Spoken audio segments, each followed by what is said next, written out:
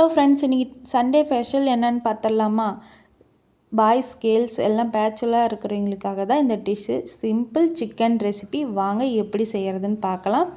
ஒரு பேனில் நான் எண்ணெய் ஊற்றிட்டு அது கூட கடுகு சேர்த்துட்டேன். இப்போ கடுகு பொரிஞ்சு வந்ததும் ஒரு பெரிய வெங்காயம் நீல வாக்கில் கட் பண்ணி சேர்த்துருக்கேன். அது கூட ஒரு கொத்து கருவேப்பிலை, 2 வரமிளகா கட் பண்ணி சேர்த்துக்கோங்க. சேர்த்துட்டு நல்லா வதக்கி விடுங்க. 1 டீஸ்பூன் வீட்டிலே அரைச்ச இஞ்சி பூண்டு பேஸ்ட்டு. கடையில் வாங்க வேணால் வீட்டிலே முடிஞ்சால் ரெடி பண்ண பாருங்கள்.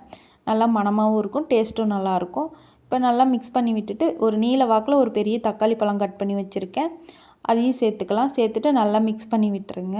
நல்லா தக்காளி மைய வதங்குற வரைக்கும் நல்லா கிளறி விடுங்க. இப்போ தக்காளி நல்லா வந்துருச்சு. இப்போ அது கூட 1/2 kg சிக்கன் சேர்த்துக்கலாம்.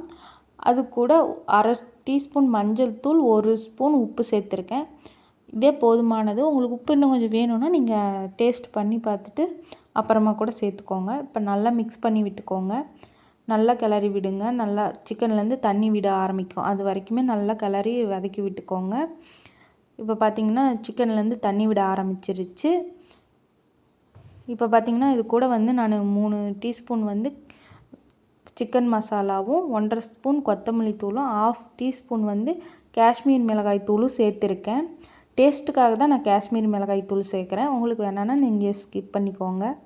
இப்போ சேர்த்துட்டு இந்த மசாலாலாம் நல்லா மிக்ஸ் ஆகிற அளவுக்கு சிக்கனில் நல்லா கிளறி விடுங்க. சிக்கன் நல்லா இப்போ பார்த்திங்கன்னா உங்களுக்கே தெரியும், சிக்கன்லேருந்து நல்லா தண்ணி விட ஆரம்பிச்சிருச்சு.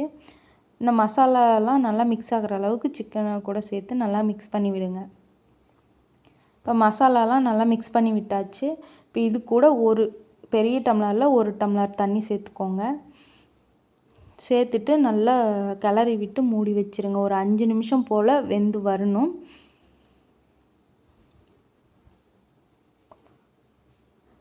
இப்போ பார்த்திங்கன்னா தண்ணி ஊற்றி நல்லா கிளறி விட்டாச்சு. இப்போ நான் மூடி வச்சிட்றேன். ஒரு 8 நிமிஷம் போல் நல்லா வேகட்டும், நல்லா கொதித்து வெந்து வரட்டும். இப்போ பார்த்திங்கன்னா ஒரு 8 நிமிஷம் ஆயிடுச்சு. நான் எடுத்துகிட்டு நல்லா சிக்கன் வெந்துருச்சு. மறுபடியும் நல்லா கிளறி விட்டு கிரேவி ஆகிற அளவுக்கு நான் மறுபடியும் ஒரு 5 நிமிஷம் போல் வேக விட போகிறேன். இப்போ சிக்கன் நல்லா வெந்துருச்சு. தண்ணி சுண்டணும். எனக்கு கிரேவி மாதிரி தான் நான் செய்யலான்ட்டு இருந்தேன். உங்களுக்கு குழம்பா வேணும்னா இந்த பதத்துலேயே நீங்கள் இறக்கலாம். எனக்கு கிரேவி மாதிரி வேணுங்கிறதுனால இன்னொரு 5 நிமிஷம் வேக வச்சு எடுத்துக்கிட்டேன். அவ்வளோதான், சிக்கன் நல்லா வெந்து வந்துருச்சு.